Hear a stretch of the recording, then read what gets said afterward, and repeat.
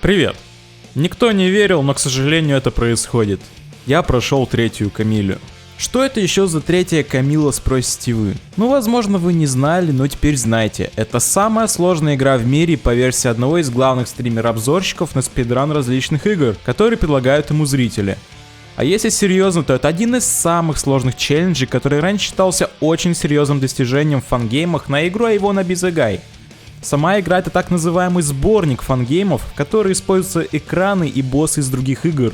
Об этом нам игра будет говорить в специальных тайтл-эймэжах.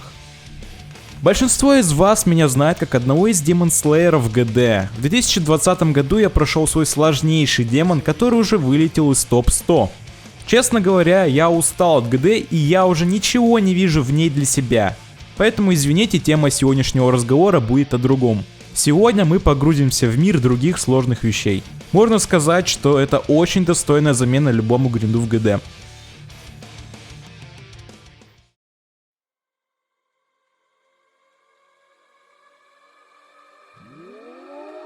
К слову, я долго боялся открывать эту игру, потому что я думал, что мне даже первый уровень будет не по силам, но реальность оказалась такой, какой она есть. После 2 прохождений босса на рейдж моде общий скиллсет был выше нижней отметки, и к большому счастью первый стейдж был самым непроблемным в первое время прохождения. Ну, конечно, был один момент однажды, когда пришлось познакомиться с некоторыми тонкими возможностями движка, посидев на экранах NCE. Оперативно за первые 2 дня я смог справиться со всем нидл-контентом, который здесь присутствует. Здесь особо радует музыкальное сопровождение в этой игре, оно мне очень понравилось. В общей картине первый уровень — это первые шаги, которые очень хорошо вписываются в рамки этой игры.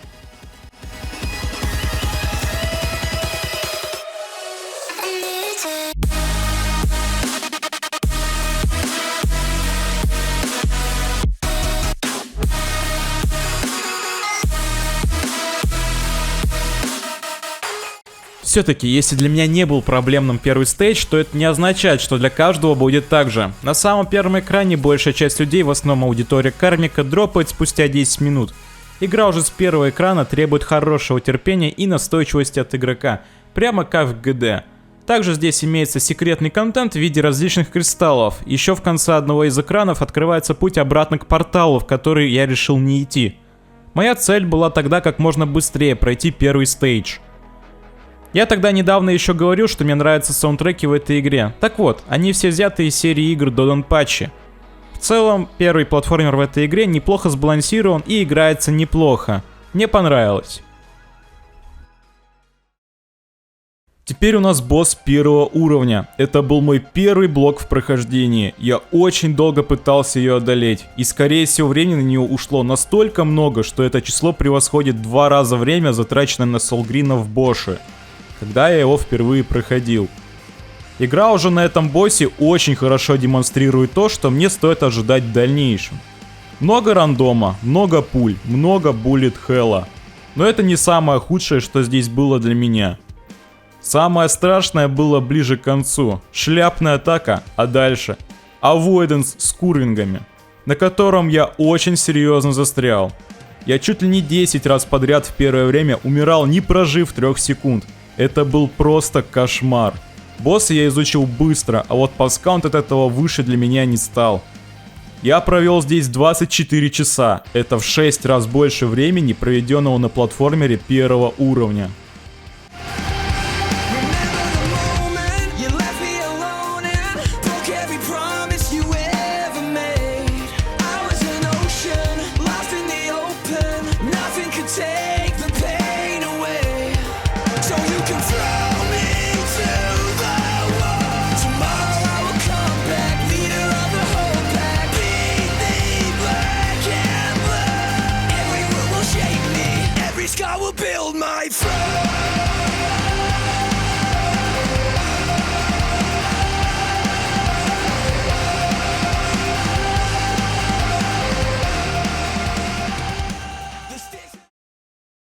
Как и с платформером первого уровня, здесь также дропает большая часть людей, потому что это достаточно большой и сложный босс. Удивительно, не правда ли?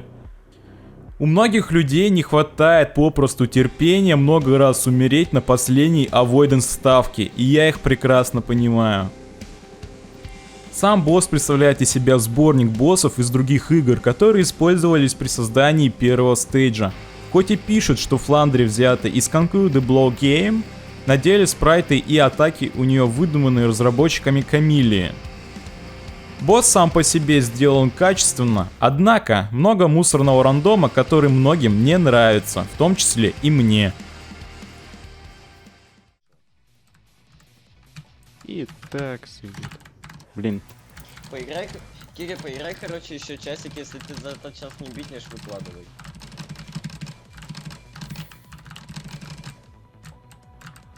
Вот обобус. Вот обобус. Трум-трум лайфхаки. Пошел в пизду.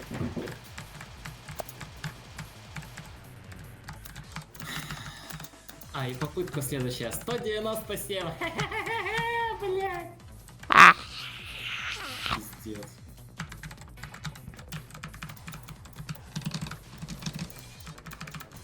Так. Да, блядь, Киря. Круто поиграл, да? Я реально думал, что я сейчас выйду. Да я тоже думал, Ну то, я- что ты сейчас флюкнешь. Но я... Сейчас флюкнет этот последний прыжок. Но я чувствовал, что я рано нажал. Я прям это почувствовал. Я сейчас просто был...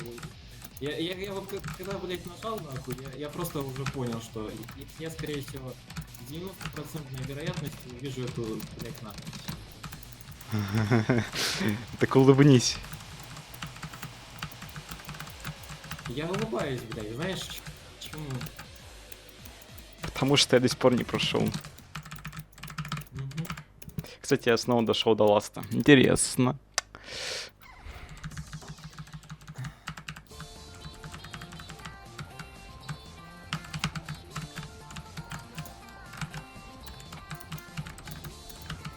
Пиздец, как меня сейчас заебали, просто люди пишут. Будь с ним помягче. С кем? С каким... Я, короче, как Я прошел! с челом. А, Серьезно? ты чё, прошел? Да. Ты прошел?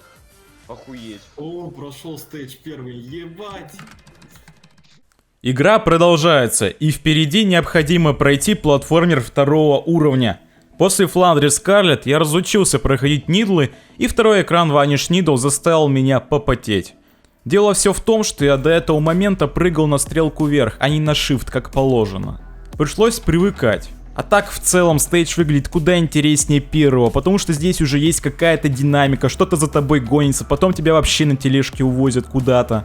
Игры подобраны с умом. Здесь есть экран, где по рандому появляются яблоки, многим он нравится. Второй уровень я прошел по времени почти так же, как первый, да и по сложности они не сильно отличаются, но уже требуются другие скиллы, которые в первом не требовались. Первый уровень нас познакомил в основном с базовым нидл контентом, а второй уже знакомит с механиками и различными идеями, которые использовались и реализовывались в других фан-играх.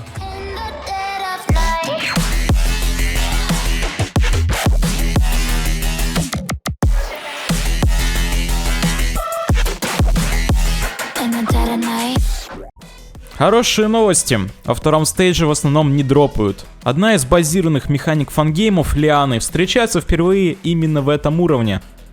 Однако лианы нужно проходить с нестандартной физикой игры, что усложняет сильно задачу новичкам, у которых нет опыта в фангеймах. Как же я был разочарован однажды, что лианы в Боше и фангеймах это не одно и то же. На РНГ экране с яблоками нужно возвращаться обратно, если вас заинтересовал секретный контент. Но новичкам туда суваться крайне не рекомендуется. В будущем мы узнаем почему. Второй босс игры — это битва с Солнцем и Луной. Босс сделан по мотивам игр про Кирби, взят из фангейма Magnanimity. Как ни странно, это был второй блок в этой игре. Сначала этот босс мне показался даже проще, чем первый босс, пока не дошел до фазы с девчонками из Тохи. Там я понял, что дело пахнет жареным. Также в этом боссе есть игральные кости, и я тут понял, что пора научиться хоть как-то уметь играть в нидлы, построив точную копию Dice Room, в которой я должен буду попасть 3 раза за бой. Начались долгие тренировки, которые приносят плоды. Я начинаю чаще доходить до второй фазы, в которой происходит все в несколько раз быстрее. Для меня это было сложно, но и весело с одной стороны, хотя попытки дойти до туда многого стоили для меня. Далее я очень много умирал на авойденсе, который многие считают простым. А я даже с этим дерьмом никак тягаться не мог, умирал слишком много. Есть еще третья фаза, где нужно с ними драться одновременно.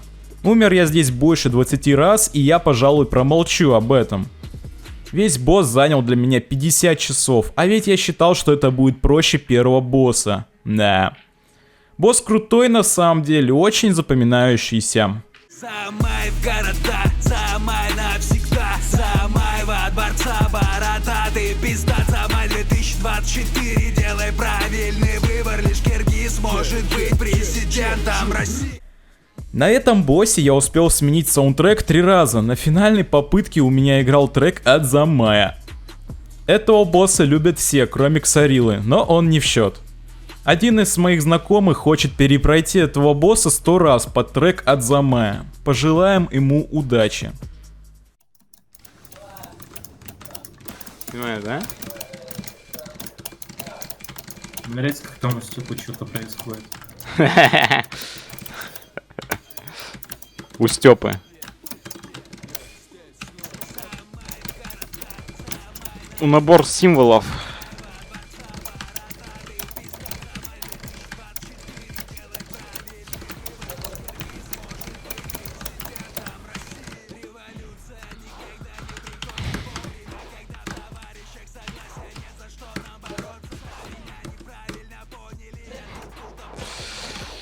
О, боже. 46.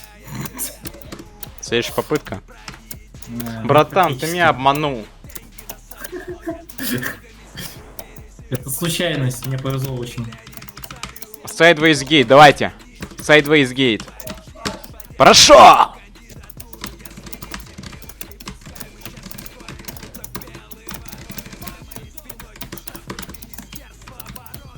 Министерство обороны, ребят.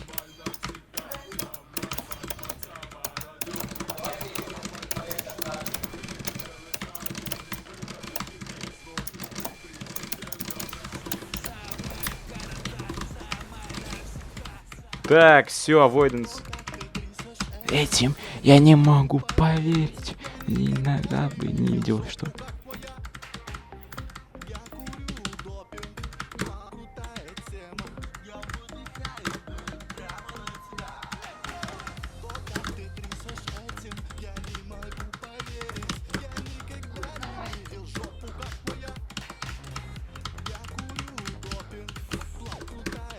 Ой, я дошел.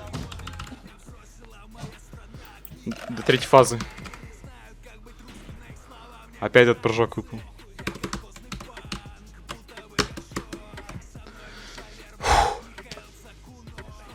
Го.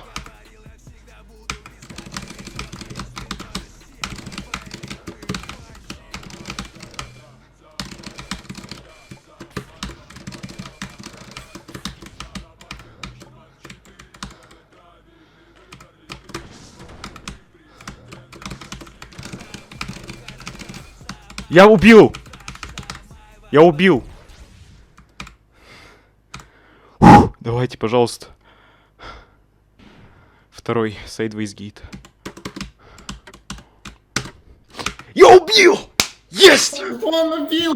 Есть! Есть! Да! Хорош! Нет времени объяснять, все, я на нас в жопу. Хорош.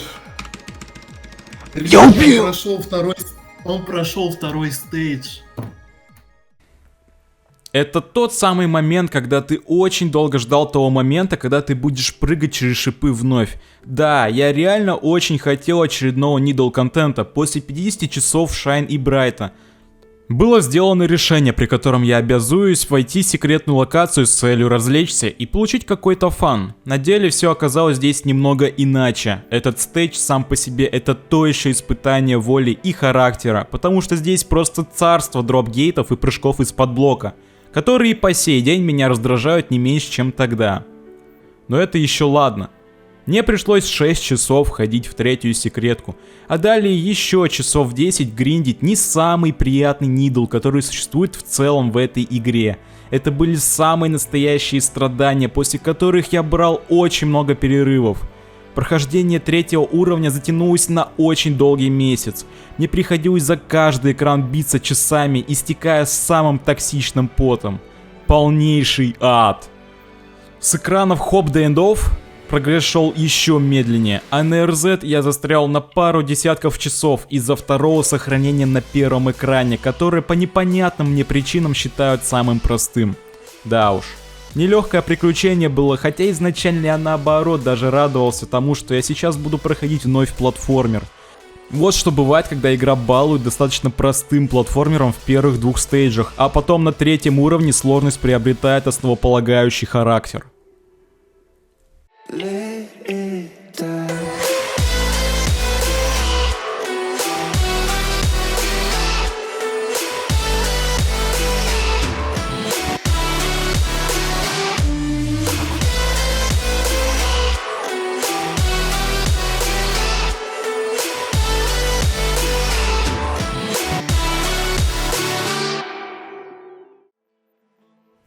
В этом уровне используется худший саундтрек в игре. Так решил не я, а сообщество игры.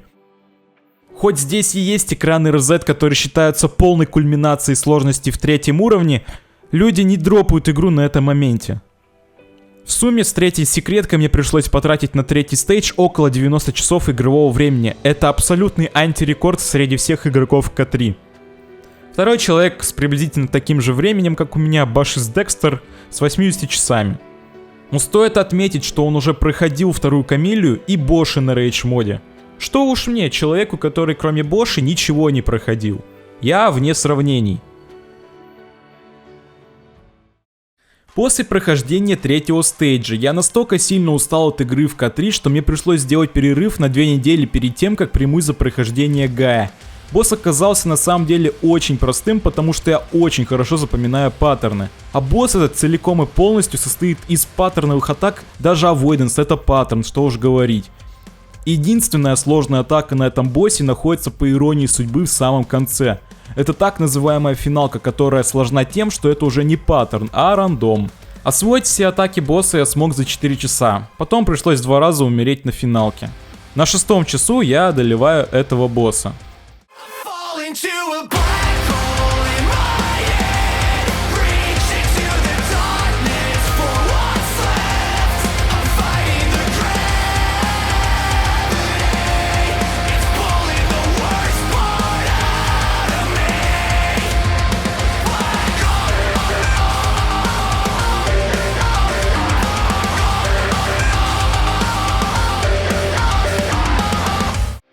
Про этого босса много чего интересного можно рассказать. Ну, во-первых, этого босса никто не любит. Но это не отменяет того факта, что он выглядит гораздо лучше оригинального Гая. Также можно кое-что сказать про Avoidance ставку.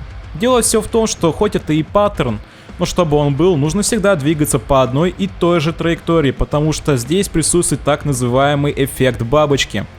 Если ты в определенную секунду сделаешь какое-то неправильное действие, траектория летающих яблок может измениться и впоследствии убить. Обычно люди юзают уже готовую стратегию, придуманную людьми, которые проходили фан-игру Contrary, откуда, собственно, был взят этот Avoidance. Разработчики не делали никаких правок в коде, и поэтому этот Avoid можно проходить также и в К3. Потом эту стратегию начали применять все известные спидранеры по этой игре. Такого типа все происходит симметрично.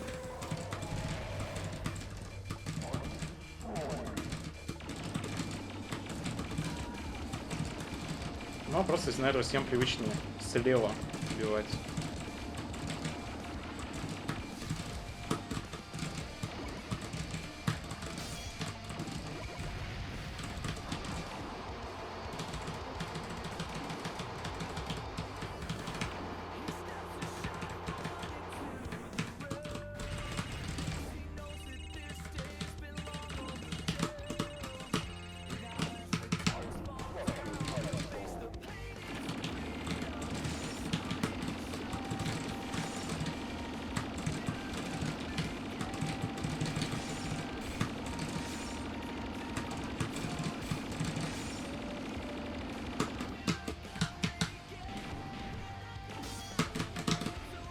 Так, хорошо. Отлично.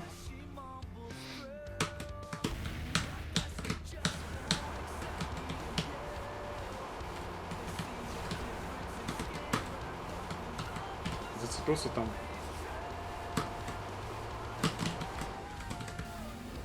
Окей, бензинчик. Еще один бензинчик на сегодня. Так.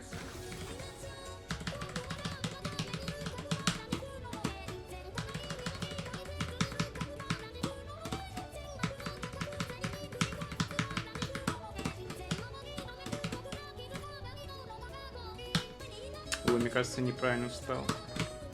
Ну ничего, играем, там, возможно, еще есть шанс выжить.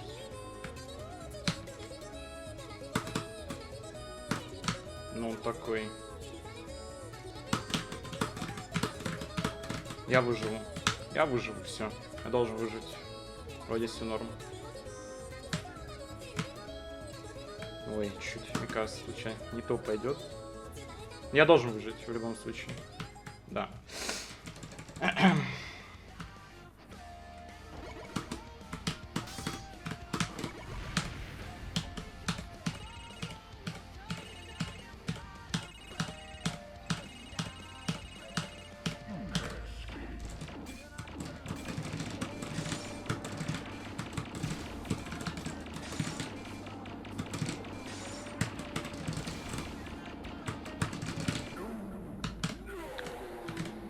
Бам-бам-бам-бам, пожалуйста.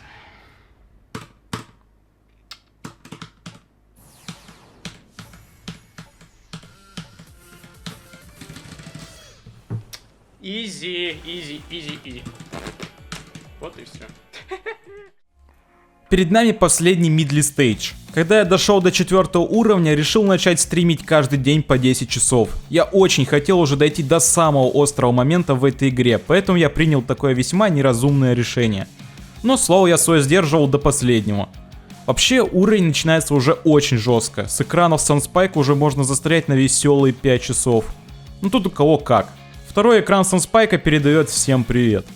Кривая сложности на 4 стейдже абсолютно не сбалансирована, в 3 стейдже она ощущалась как-то лучше. 4 уровень, в отличие от 3 уровня, имеет в своем составе простые экраны, и экраны похожи на какой-то прикол ходячий. Ну, например, экраны Black или второй экран Мейза. Вы понимаете, что тут происходит? Я думаю, что нет. Также на этом уровне есть Нидл, где на тебя еще яблочко постреливает всяким говном. Это второй экран Баттерфлая. На этом экране я просидел 8 часов. Это тупо один стрим. После него идут экраны прямо от рук самого Аида. В общем, на этот All Needle мне пришлось потратить 9 часов или один стрим. Завершающие 4 экрана Императора меня заставили посидеть еще 3 стрима. Переводя на обычный язык, около 20-30 часов. Да, я здесь страдал как сучка, для меня это были самые сложные экраны в 4 стейдже. Как же я был рад, что это все закончилось, мои страдания подходят к концу. Или нет? Где мы вообще, блин, оказались? Босс Раш — это то место, где ломаются судьбы людей. Это самый большой сегмент в игре, который требует очень много времени и терпения от начинающих фангеймеров, которые намеревались проходить эту игру. Здесь под каждой красной мастью расположен Avoidance, а под черной расположен полноценный босс, которого нужно будет стрелять. И это самый высокий скачок по сложности во всей игре. Я выбрал свой порядок прохождения боссов, не делая вреда своей психике. Первый будет Доткит Мику, вторым Пианино, самый сложный босс в Босс Раша, третий Колонел и последним Эмперор Мику. Я предполагал следующее. Доткида прохожу первым, потому что он самый простой и фановый босс. Если я пройду Пианино первее, чем Колонела, то Колонела я пройду быстрее и безболезненно. Эмперора я боялся и, соответственно, оставил его напоследок, копя на других боссах потенциальный суммарный скиллсет, с которым я смогу разобраться с Эмперором без особых проблем. По плану началось все с Доткида, и в принципе все шло очень даже неплохо. Я научился проходить кое-как первые атаки и начал продвигаться потихоньку по аутрейджу. Outrage это предпоследняя и самая сложная атака на боссе, которая в принципе в масштабах самого босса находится не так уж далеко от начала. Естественно, я изучал большую массу доступного контента на ютубе, чтобы разработать самую оптимальную стратегию для прохождения этого босса. Были естественно различные трудности. Чтобы дойти до Outrage, нужно было проходить через массу фильтрующих атак, которые в основном зависят от хорошего РНГ. Это была проблемой, к которой надо было привыкнуть. Спустя 2 недели и 80 Outrage я дохожу впервые до финальной заключающей атаки, которая требует в основном от игрока только хорошей удачи и реакции. Рандом был на моей стороне, и я этого босса благополучно прохожу. Босс у меня занял в сумме 20 часов. Это прохождение мне безусловно понравилось за счет моего эффективного подхода к прохождению этого босса. Да и сама композиция Avoidance выглядит очень гармонично с сопровождающим нас саундтреком. Мне кажется, физкультуру опасно прогуливать, особенно у мужика. Обидится на меня.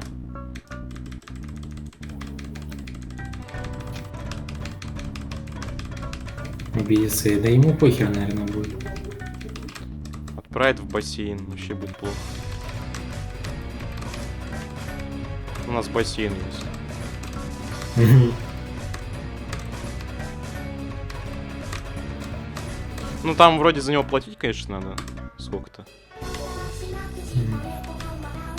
Но он принадлежит университету. Прикольно.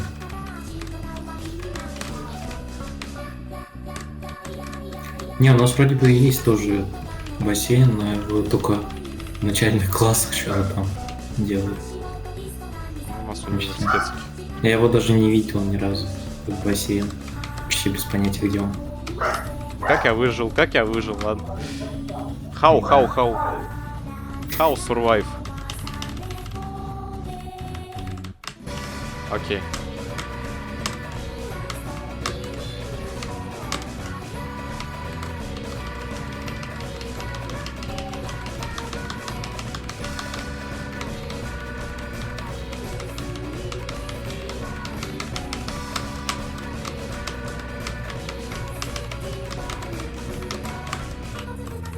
Есть. Пожалуйста. Ну.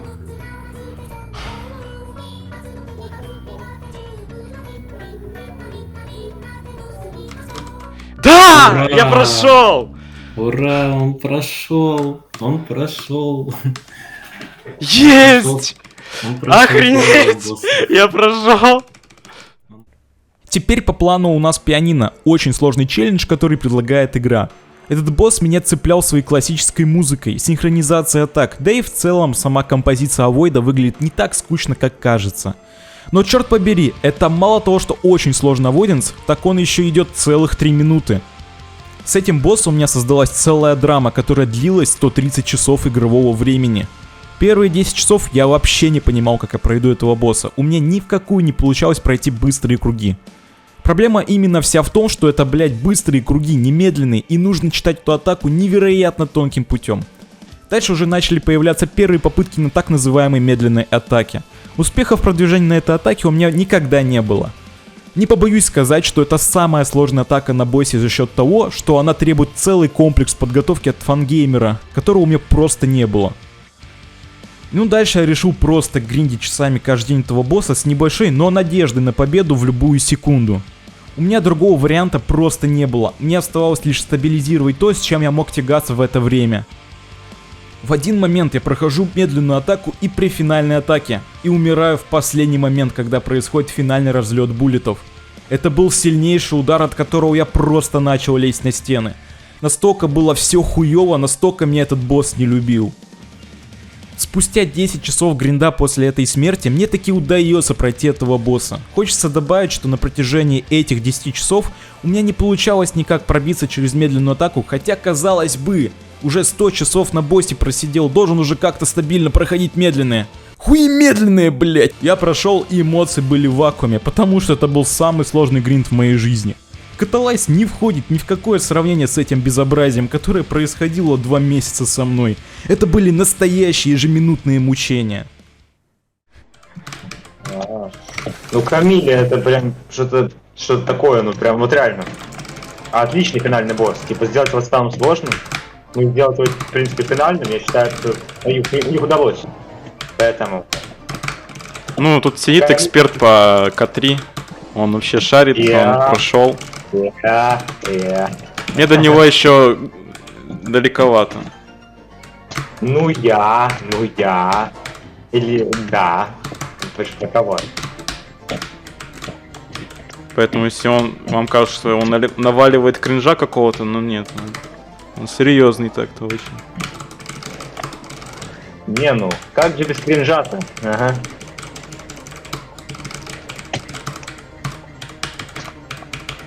Будет смешно, если на Императора тоже 80 часов потрачу. Когда вы впервые слышите данного человека на стриме, понятное дело, что что-то необычное. Что вы, наверное, считаете кринж.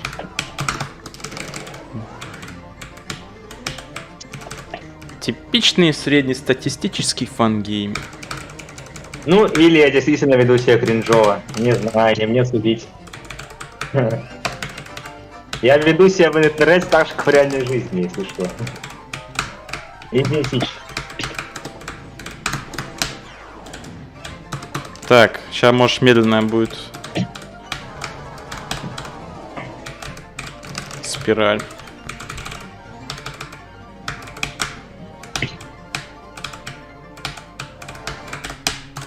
Медленная.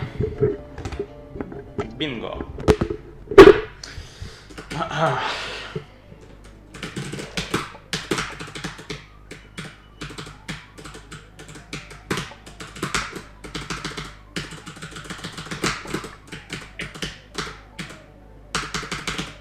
Какого черта я волнуюсь сейчас? Что я давно не доходил. Фу.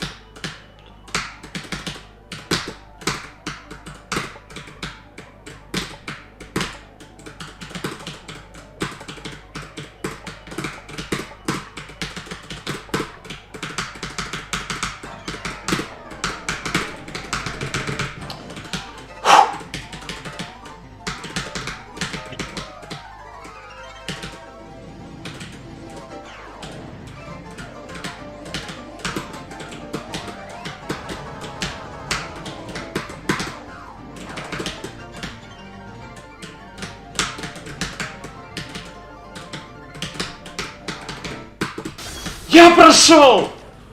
Да? Да! Чел, ты реально прошел? Да, я прошел!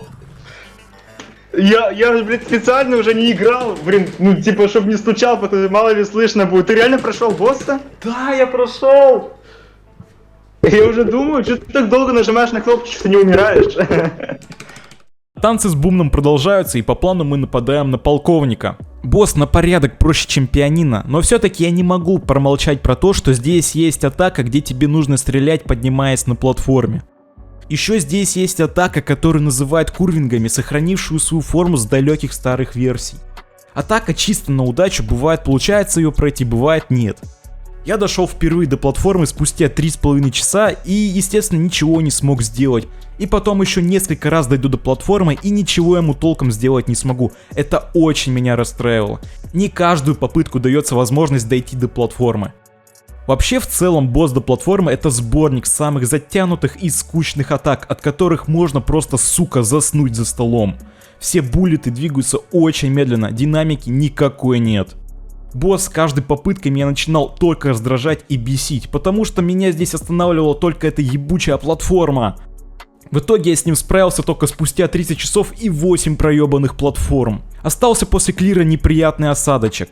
Есть так называемая ненависть к этому боссу, хотя его по каким-то причинам любят. Мне этого никогда не понять, наверное. Моя жизнь никогда не будет прежней после этого.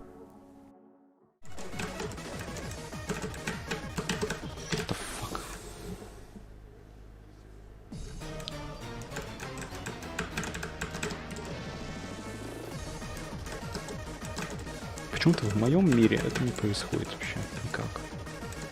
Типа, эта атака для меня просто самая тюркская.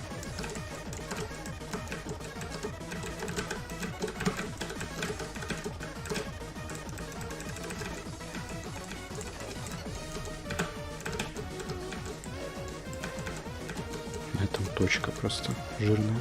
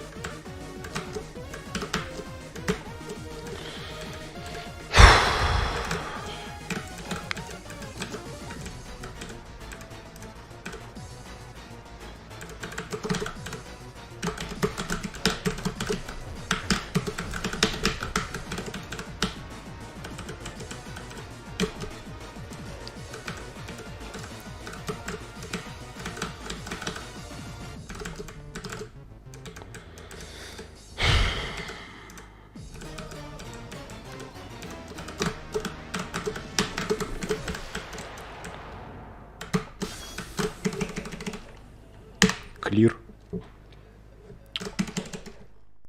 Пожалуй, это было приятное завершение этого долгого приключения. Оставалось всего лишь одолеть императрицу. Как и со всеми паттерновыми боссами в этом прохождении, мне было в нее до безумия приятно играть. У босса 6 фаз. 2 фазы это чистый паттерн и 4 оставшиеся это полная зависимость от рандома. После того, когда я разработал оптимальные стратегии на 3-ю и 4-ю фазу, прогресс в этом боссе начал идти в гору. Проблемой были последние 2 фазы, которые зависят от рандома. На 6-й фазе мне пришлось умереть 3 раза. Вообще 6-я фаза до моего прихода в босс-раш для меня считалась самой страшной атакой, которая тут вообще есть среди всех боссов. На деле все оказалось не все так плохо. Читать рандом после всяческих страданий на пианино и на колоннеле я стал получше, чем тогда. 11 часов мне пришлось просидеть на этом боссе. Это намного меньше, чем на пианино. Босс определенно может называться самым простым в босс-раше. Хотя некоторые уникумы считают колоннула самым простым. Извините, я не батя баражей, я любитель мику-авойдов. Это выражение закрепится за мною. Не прочитал окружность, которая спавнится. А, понял. Ну так сложно так же. Она изи, она изи. Она не Какая может быть изи? сложной, она изи. Ее можно стабильно делать, но не умирать же на ней постоянно. Ты когда будешь проходить империю, ты это осознаешь. Будешь всегда обижаться каждой смерти на 4-й фазе, если ты будешь уметь проходить. Не буду я проходить имперор, мне кажется, никогда в жизни. Но рекомендую проходить последним боссом. Я рекомендую себе, если проходить вообще играть в К3 только тогда, когда мне вернут ПК на свободный доступ. Когда мне будет свободный. То есть мне будет там, не знаю, лет 30 я буду играть в К3. 3. Будешь в УЗИ учиться, тоже будут запрещать. Да, реально буду какой-нибудь в УЗИ учиться, буду в 4. К3 сидеть херачить. Имба. А имба тема визор? 5. Да, имба. Я был бы не против, я бы учился хотя бы. Фига я доджи гениальные 6. делаю, я не знаю. Я будто уже немного научился в К3 играть уже. Ну, по крайней мере, уворачиваться научился. Чуть-чуть. Но не знаю насчет платформинга. 8. Хотя платформинг не так сложный, как у как боссы. Боссы сложные в К3. Очень. Боссы сложно, а вот платформинг 9. сложно, но не настолько. Платформинг хотя бы ты на скилл. Выжил. А что меня убило? 10. Окей, зайду в Имперор по рофлу. Я не знаю, как тут бить кого. 11. Я буду просто бегать. Удачи. О, я почти желтую атаку прошел. 12. Там сам начало Имперора просто иду. Не, сейчас. Дайте такой крутой типа. 13. Я разбился уже со счету. Ладно, попробую в пианино. А нет, это 14 по-любому. Сейчас можно выстрелить. Да, третья фаза.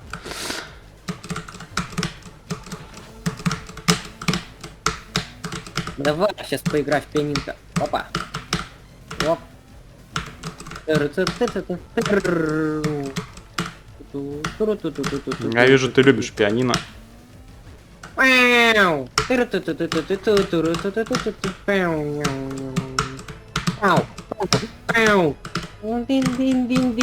Ну, нет человека, который не любит пианино. 4-я фаза, ну-ка. О, ну-ка. Тихо. Фига. Ну-ка.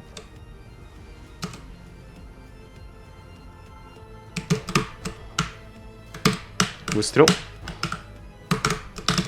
Выстрел. Выстрел. Выстрел.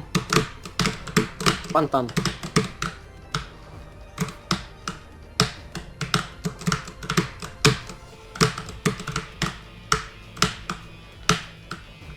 Пятая фаза. Пятая фаза, тихо. Теперь точно.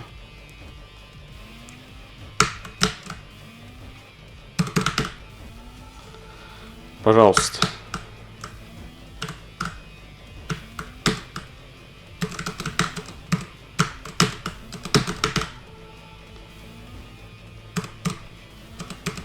Последняя фаза.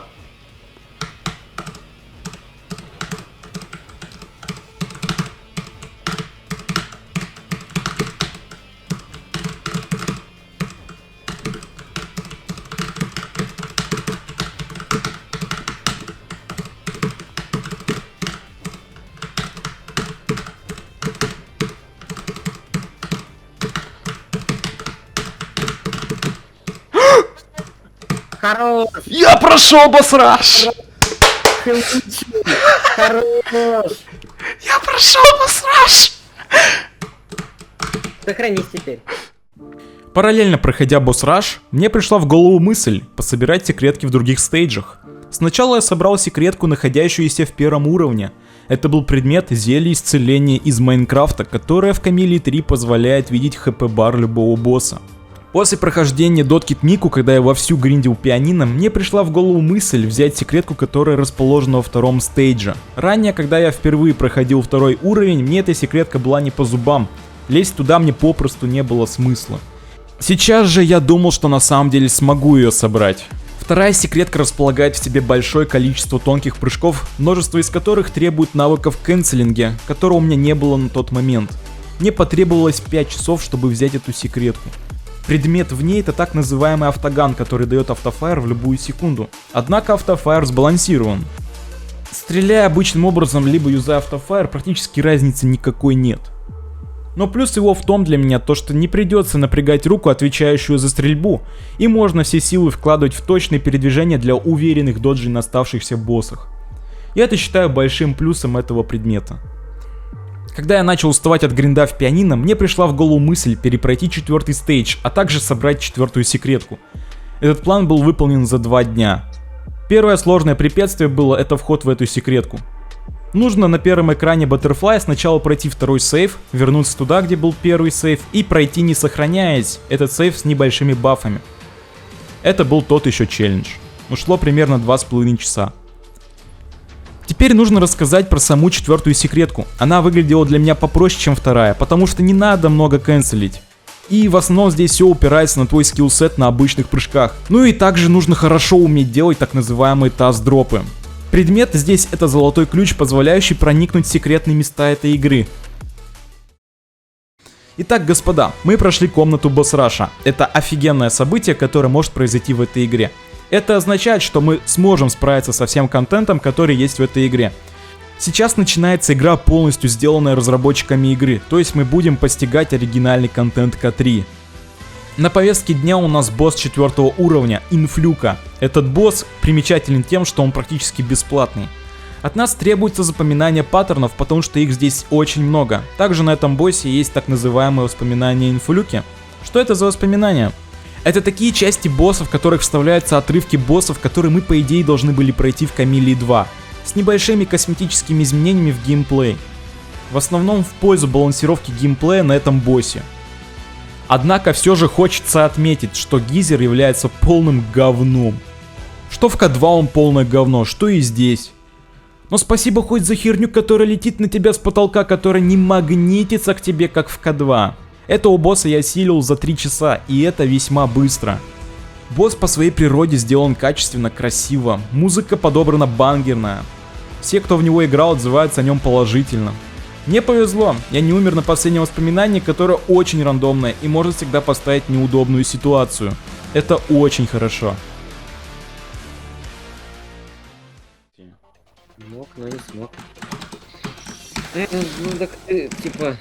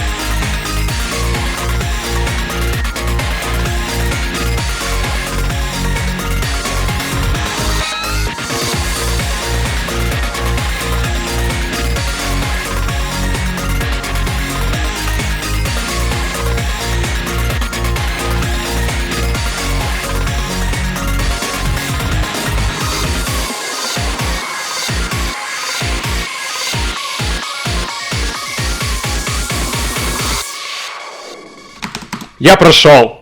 Ты чё, гений? Да, я прошел! Yes! Гений. Гений просто. Фри, да, еще? Фри. Ужас, 5-й секретка.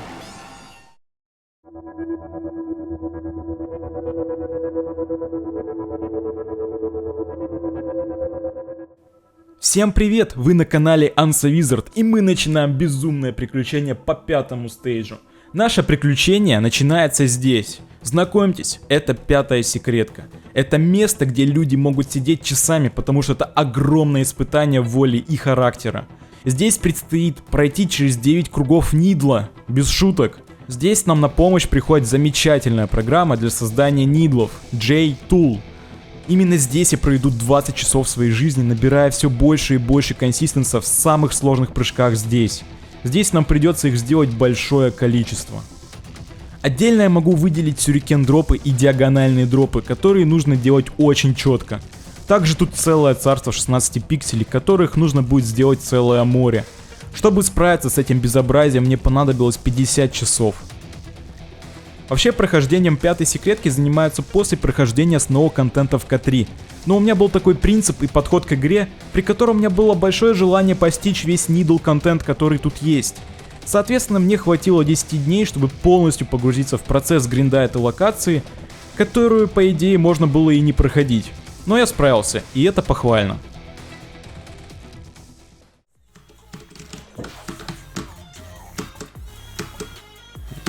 У вас смертную казнь могут вернуть.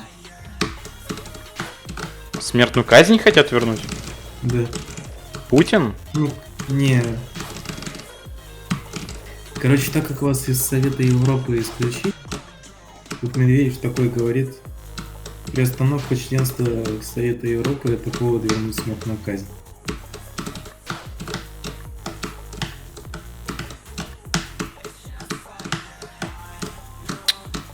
Фу. Беларусь В2. О! Будет агрессивный план по отношению к соседям. Тихо.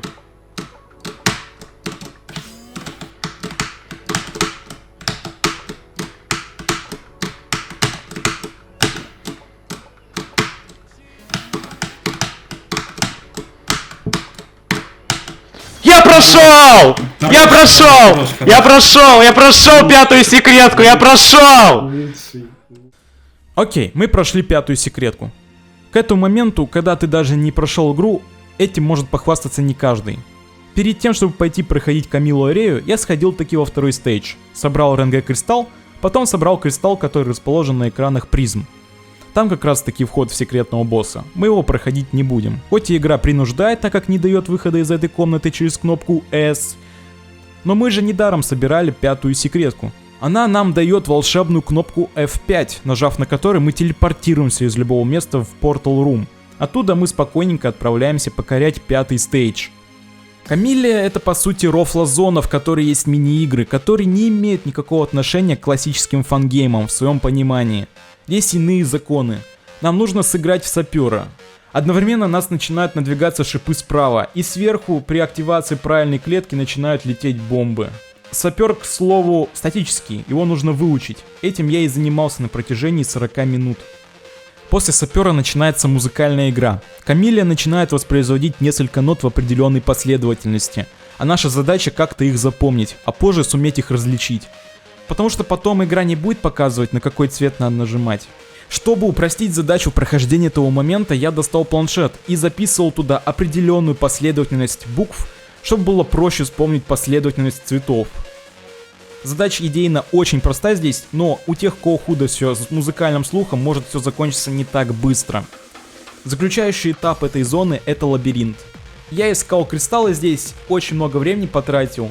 Выход нашел быстро, потому что я уже к этому моменту много раз смотрел спидраны по этой игре и уже визуально запомнил маршрут. Это первый босс 5-го стейджа, это Мику босс. В целом босс наполовину паттерн, наполовину рандом. Вначале достаточно сложно пробиться вперед, потому что много нечестного РНГ может быть. Но привыкаемо. Стабильность на первых атаках у меня все-таки присутствовала. С так называемого цветка начинается паттерновая часть босса, после которой идет финалка, которая успела многим испортить прохождение. Кто-то на ней застревал настолько сильно, что пришлось сидеть на этом боссе чуть больше 30 часов. Один из этих людей был Судалф. Мне же повезло, я прошел этого босса спустя 6 часов. На счету было 2 просранных финалки, а на 3-й финалке я благополучно задоджил. Босс в принципе интересный, имеются здесь SDVX эффекты. Хотя атака зигзагом мне поначалу совершенно не нравилась, потому что я на ней много умирал. Ну, в 50% случаев, наверное. Или 70%. То есть маленькая доля, что, например, я умру на паттерне по каким-то причинам. Не знаю. Забыл, например. Причинам. Забыл. Ладно. Забыл. Деменция, что ли? Старость? Альцгеймер, блин. Мгм.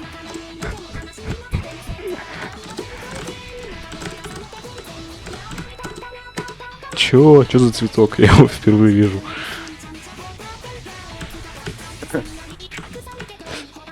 Так, зигзаг. Опа. Куринг.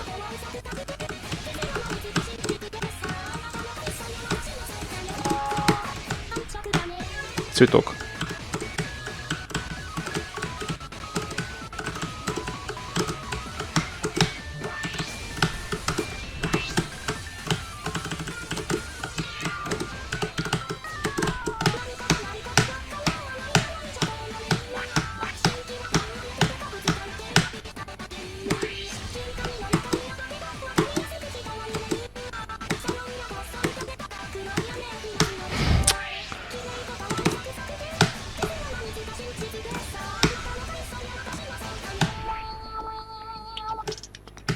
Финалка.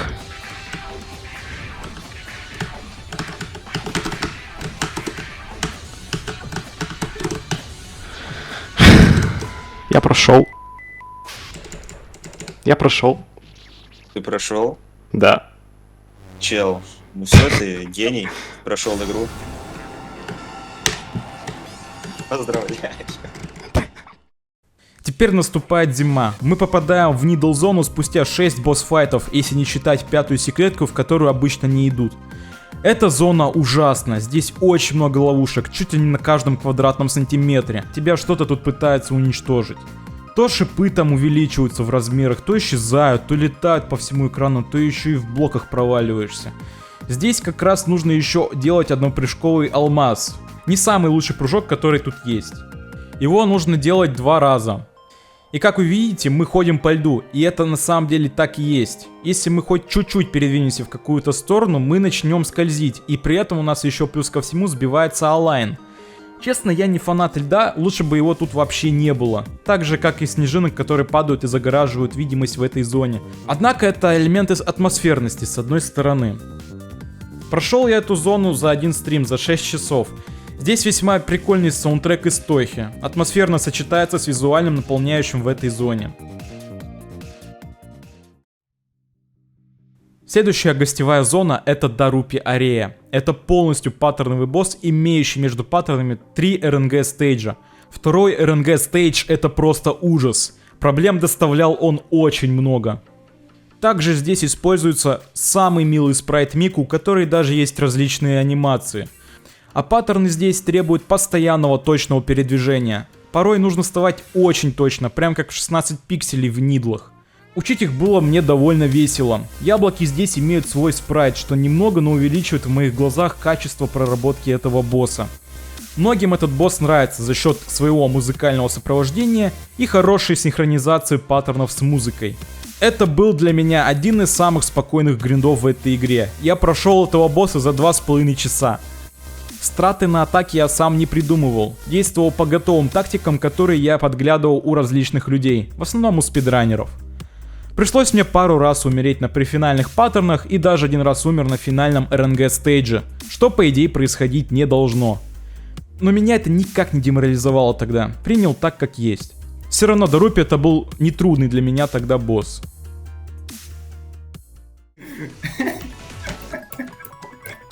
У тебя топовая реакция. Да.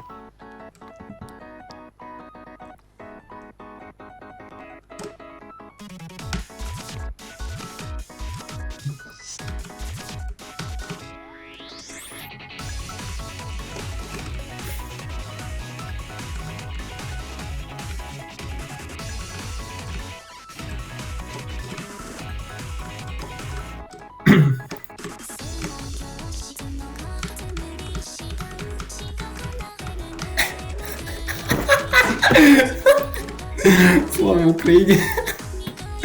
Сука. Блин, какой да. А я там, зачем ты это сказал? Да-да-да, зачем ты это сказал?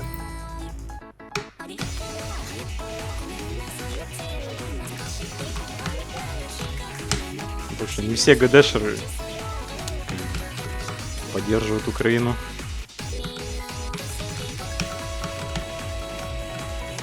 Это странно звучало.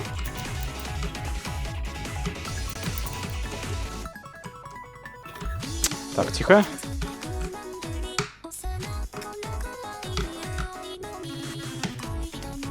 Давай.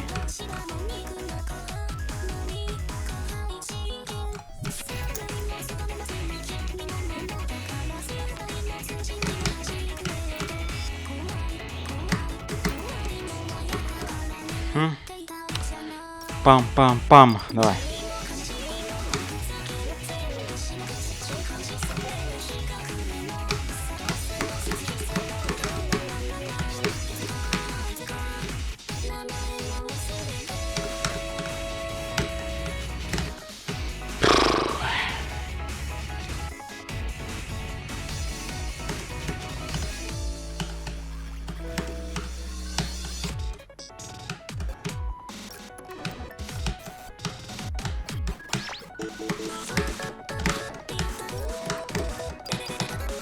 Го.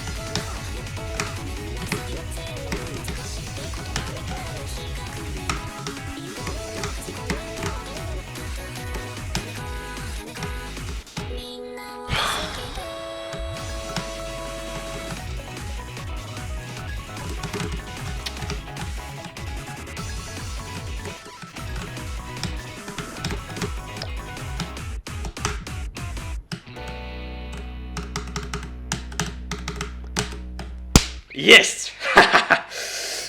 Лучший просто, лучший! Лучший! И Закель прошел, блядь, и этот прошел Дурупи. Просто лучший, блядь. Помнится, мы уже встречались с этим парнем в третьем стейдже на экранах RZ. Теперь он снова нас приветствует в этой игре. Это Рукита Арея.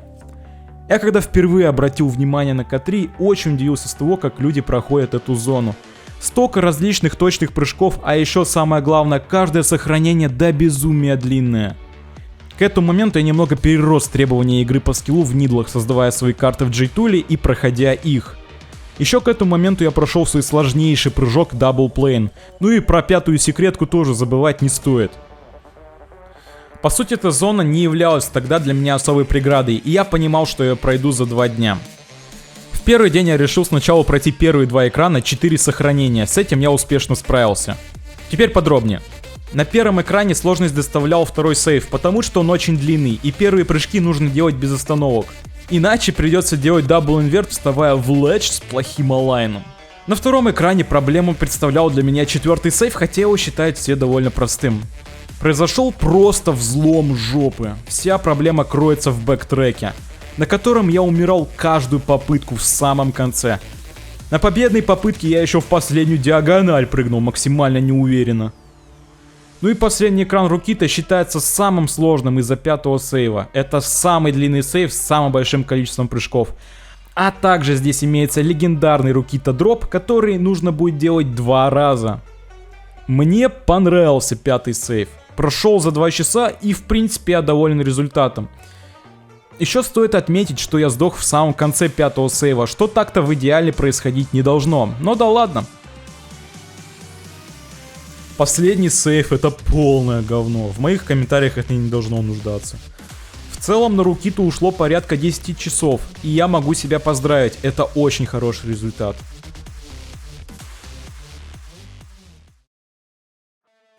Мы добрались до самого лучшего контента в К3 по мнению большинства. Это Cyber Area. У меня с ним сложилась драма, чем-то напоминающая пианино. Теперь конкретно обо всем. Для меня этот босс был в свое время очень знаковым в Камилле 3, как один из сложнейших боссов с очень драйвовой музычкой. Мне нравился этот авойд очень сильно до определенного переломного момента, который сильно ухудшил мое отношение к этому боссу. Я поиграл часто в него с сейфхака с момента моего пребывания в 3-м стейдже. Тогда мой максимальный ПБ был конец лайкзиса. Нифига я продвинулся. Ну и мне он казался безумно сложным, очень редко проходилась первая атака, которая требовательна к боковому зрению и тонкому чтению, которое у меня было абсолютно нулевое. Сам босс достаточно сильно выделяется из общей картины всех боссов К3. Здесь много атак, которые двигаются по дугообразным траекториям, ну или проще сказать куринг, что делает его недоступным и проблемным для игры новичкам.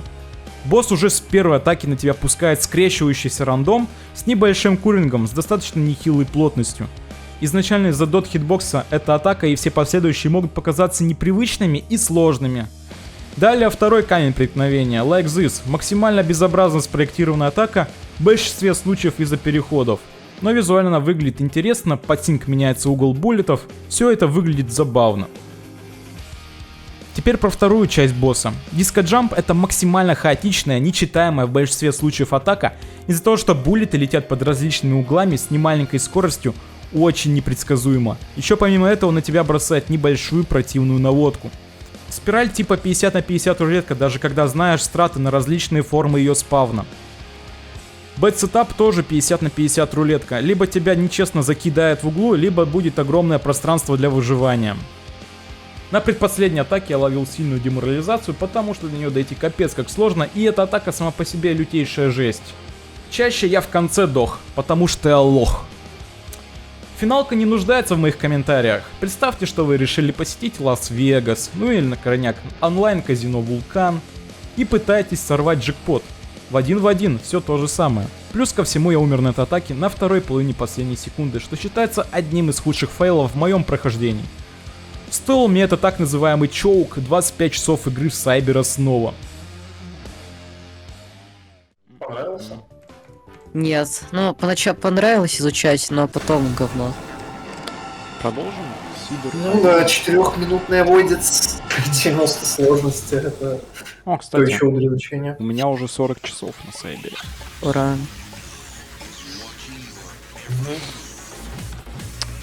Скоро клиер. Через 30 часов. Нет. Ну, по моим статистическим расчетам, должно быть через 30 часов.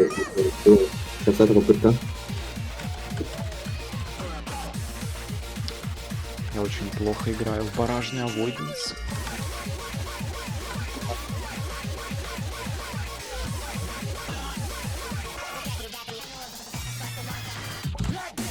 Я чудом босс-раш прошел в К3, получается. Чудом божьим. С божьей помощью пришел. Боженька, так сказать, это 144 Гц сказал, сейчас все будет. Ага. Ну ты, кстати, реально прям на плюс морали от 144 Гц как-то клинул полковника. Угу. Было интересно. Для этого монитора нужно покупать 240 Гц, к сожалению. Да, надо идти на повышение.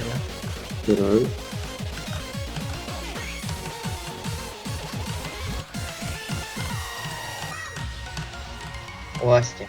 Скоп. Да ты заебал скопом, я не люблю эту игру, блядь. Тихо, тихо, тихо, тихо.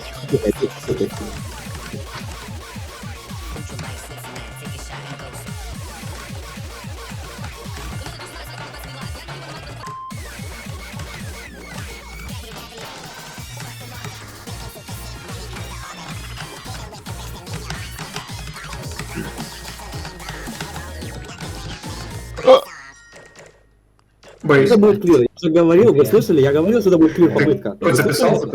Да, вы слышали? Я говорил, что это будет клир попытка. Да. Последняя гостевая зона. Помните, в Боше в 6 мире нужно было проходить такую вот интересную секцию с космическим корабликом? Так вот, он возвращается. Это целый трехуровневый Градиус. Первый этап — это наш любимый Градиус из Боши. Здесь также нужно прокачивать корабль, но уже не для того, чтобы выжить, но и для эффективного урона, который будем наносить боссам. Сейвов между боссами нету, так что нужно всегда начинать с самого начала. Для меня это был самый сложный этап, потому что он игрался для меня весьма непривычно после Боши. Когда мы полностью прокачаны и проходим первый этап, мы сталкиваемся с большой луной, которая открывает по нам огонь. Атак у нее немного, и большинство из них это простенькие паттерны. Здесь есть нечестная атака с метеорами, по мнению большинства, но проблема она мне не доставила.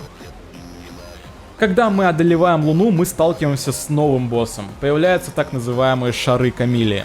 Третий этап довольно сложный, нужно хорошо читать все атаки, их тут целых 4, и идут они в рандомном порядке. Мне очень не хотелось, чтобы мне выпадала одна атака, где есть наводка. Когда я изучал босса, эту атаку я боялся больше всего. В итоге третий этап прошелся с первого раза. Чудесно. В сумме на зону было потрачено 10 часов. Мне очень долго не удавалось никак пройти первый этап. В сумме я 4 раза умер на луне на самой первой паттерновой атаке, ни разу не дойдя до метеоров, что вызвало у меня невероятную боль в жопе. К моему счастью, произошел такой удивительный флюк, о котором я даже не мечтал. Я думал, что я застряну на 30 часов как минимум, потому что я очень сильно сосал на первой фазе. На деле вышло все несколько иначе. Комфорт. Дайте паверап. Да, немного вспомнил. Спасибо! Да, я дошел до луны. О, хорош, пройдите. Let's go. Теперь пройди.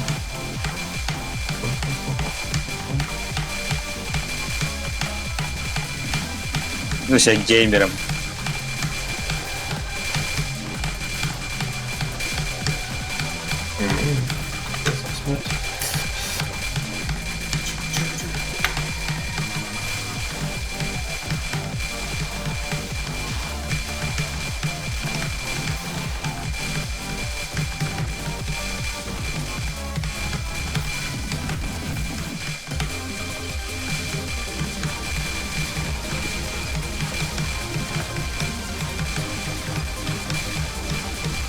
So really triple.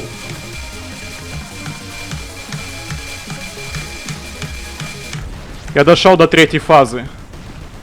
Миллион, давай, пошел. Давай.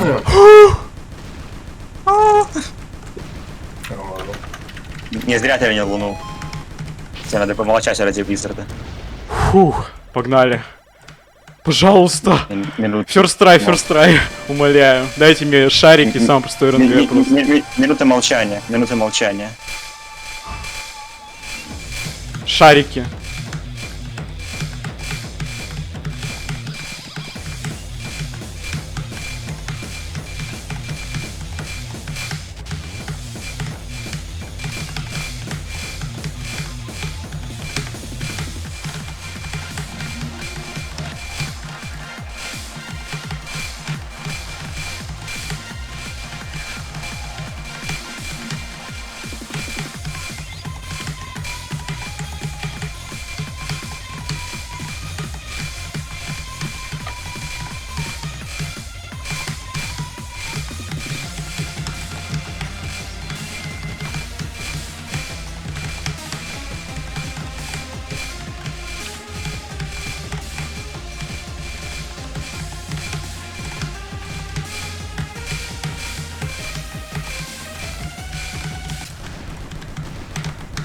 Я убил! Геймер? Да! Затащил! Я ферстрайнул! Я ферстрайнул тут! Ну, Это возможно. Я говорил 20 часов. Все, А я сейчас на финальном РНГ... Ой, не на финальном РНГ, а на...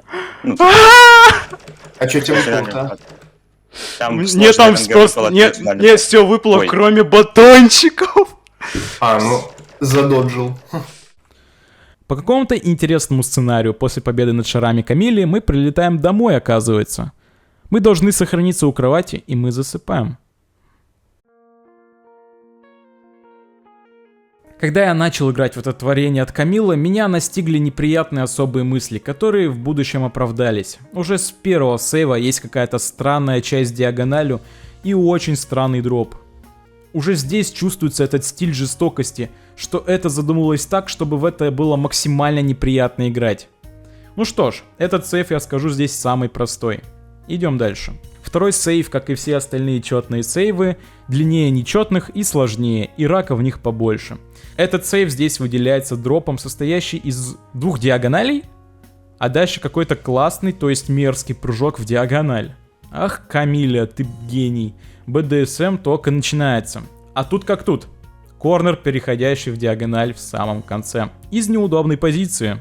Третий сейв, ну это мне напомнило немного Need for Speed, где также на полной нахуй скорости прыгаешь в прыжочки всякие, чтобы успеть взять хороший лайн для корнера и прыгать в него. Здесь есть рак. Например, гейт из неудобной позиции или дроп перед корнером. Весело. Четвертый сейв нас встречает нахуй с полными, блять, объятиями. Корнер в двойную дроп диагональ. И, кстати, это очень важно. Если взять алайн перед корнером и прыгнуть из четкой позиции в Half Diamond, ты его перелетишь и добавишь себе экстра секунды на следующие не менее охуительные прыжки. Ну там, корнер вниз, обратные диагонали в почти самом конце. На этом сейве я провел много времени. Целых 4, блять его, мать его, часов. Пятый сейв опять начинается с корнера, и потом через пару тупых прыжков, внимание, Plane. Слава богу, я проходил Plane Monster и смог его пройти с 4-й попытки. Шестой сейв, как и все четные сейвы, начинаются охуительно. Вот это да, Супер F, Ledge. И самые раковые диагонали во второй половине. Да, это так весело, пиздец. Так уж и быть, я научился делать скип Супер F за час. Но это не так уж и сложно, даже как-то поприятнее стало играть. Правда, долго играть не мог, потому что руки у меня, ой, блять, болеть начали. Лучше вам не знать. Седьмой сейв, ну, тут корнер есть. Последнее сохранение.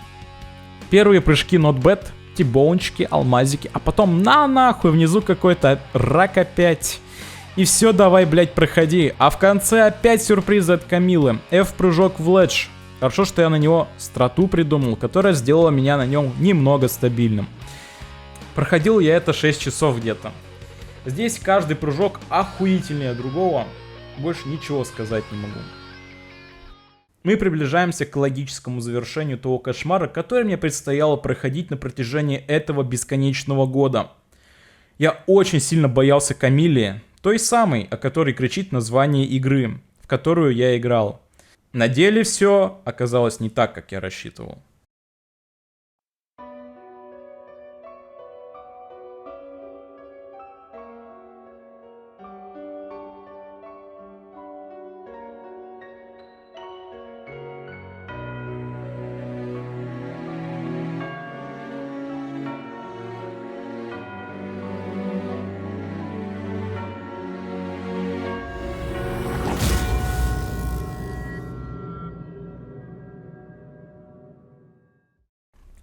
Я когда играл в этого босса, я понял одну важную вещь, которую осознает не каждый. Это самый лучший босс в этой игре. Да, этот босс офигенен как никогда, я его очень люблю. Здесь используется достаточно забавный гиммик Икаруги, который поначалу я боялся, а сейчас я начинаю понимать, что это приинтереснейшее добавление в битву. Каждая атака здесь проработана просто до микроскопических частиц в графическом плане и даже в звуковом плане. У каждой атаки есть в файлах игры свой звуковой эффект. Этот босс также выделяется большим количеством оригинальных атак, сосредоточенных в первой и второй фазе. Хорошо, что же для меня считалось тут самым сложным? В первой фазе было сложно проходить красную-синюю РНГ-атаку, потому что много пулей переливаются между собой и достаточно сложно читается. Однако, по моим наблюдениям, люди обычно это проходят стабильно, поэтому, скорее всего, это мои личные проблемы. Во второй фазе было сложно проходить Darkness, Акву, Землю. Достаточно противные атаки в плане того, что нужно очень глубоко читать, как двигаются пули. А на атаке с камнями нужно тонко чувствовать передвижение кида, что доставляло постоянно какие-то проблемы у меня. В целом, атаки на второй фазе это лютейший бангер, не то что этот ваш Сайбер с своими обоссанными курингами. Третья фаза это охуенное завершение босса с стрессовой музычкой и небольшим рандомом, местами на тонкое чтение. Но визуально наполняющий на этой фазе это охуеть не встать. Это просто охуенно. Это приключение для меня длилось примерно 10 часов. 2 часа на глубокое детальное изучение босса и 8 наигранных часов, которые считывает Dead Split. Я остался очень довольным, и мне кажется, что этот босс стоит той игры, в которой он находится.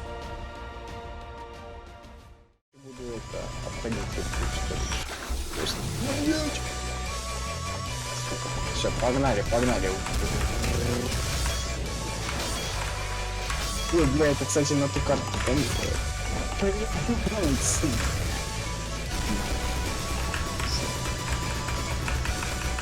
Что это? Сука, я вашего ебала. С первого раза. Сука, а почему он в сторону видит? Чё?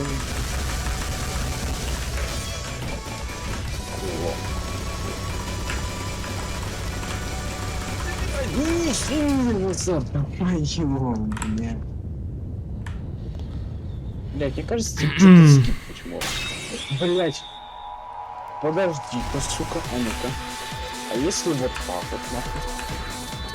Блять, я попробую. Есть небольшие шансы, что это можно скипнуть все нахуй. Блять.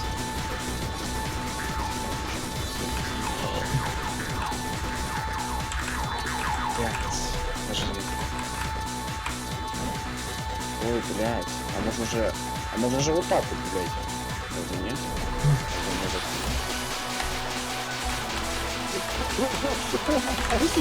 Дальше нажми.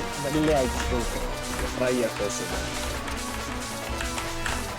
У меня такое чувство, блядь, что это может. А, сзади. Потом сзади. А разве сзади? Когда дает, извиняюсь. Ага. Чисто полетики не дать.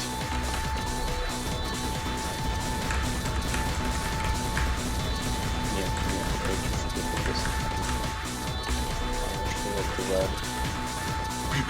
я слов не дам.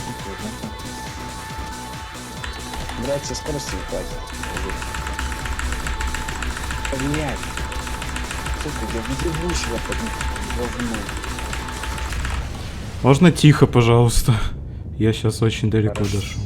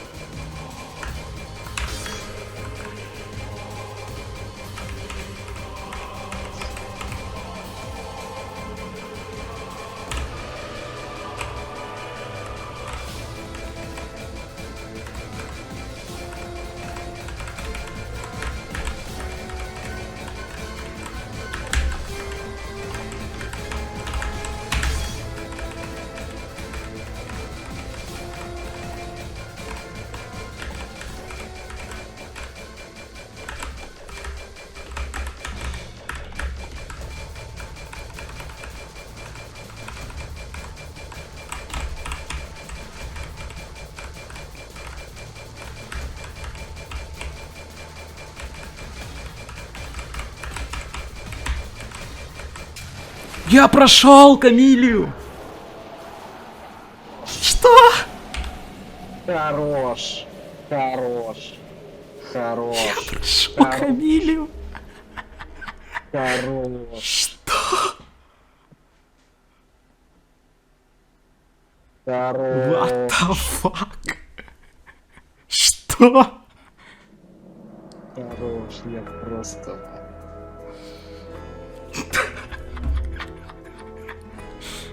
Пиздец.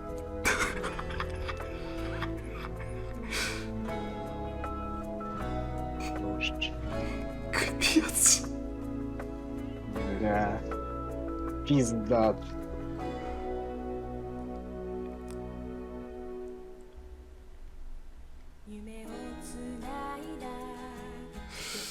Визор тебя тут спрашивают уже. Я даже Конец сфотографирую. Пиздец. Хорош.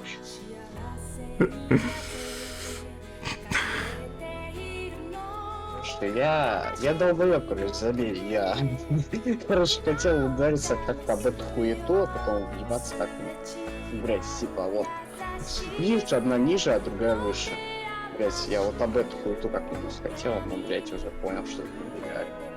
Да, это, по сути, можно сделать, но, блять, это пиздец, блядь. Вот, я щас... Сколько у меня стоит? —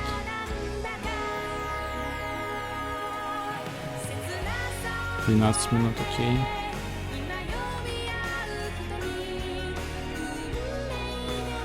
Ух. Ребят, мы это сделали. Хорош. Мы это сделали. Поздравляю. Поздравляю.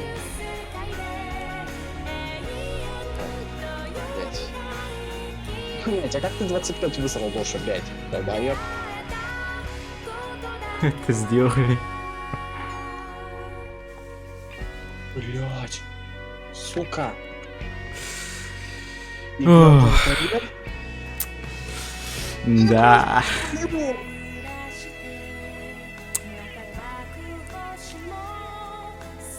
Я счастлив. Я ни разу не умер на финалке. И не умер на постфиналке. Ах. Визор на вас, сука, стоит. Хорош. Это просто жесть. Это было очень долгое приключение. Оно длилось целый год. Жесть. О, блять, это... Сейчас это... Проснется там Киря, блять, и будет... Сидеть, блять. Это жесть. Это такой трэш, но он... Финальный босс — это лучший босс в игре. Мой вердикт. Да. Ради него стоит играть. Ох, блин. Я вообще в шоке просто.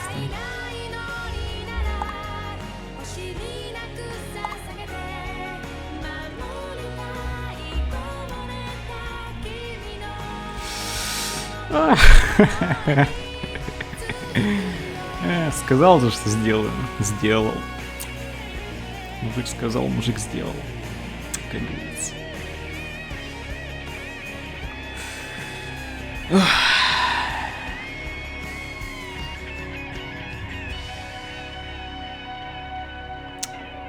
Блин, это со второй попытки сегодня, да, так махнули.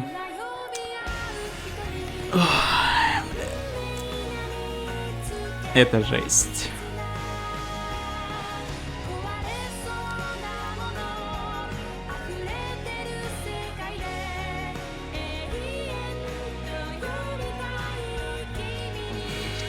Мы прошли К3. Мы это сделали. Победа. О, вот бы так ГД, каждый уровень такой проходишь, там в конце титры, которые 5 минут идут. Вообще, короче, ужас. Музыка охрененная. Вообще во всей игре музыка охрененная. О, жесть. О боже, блядь.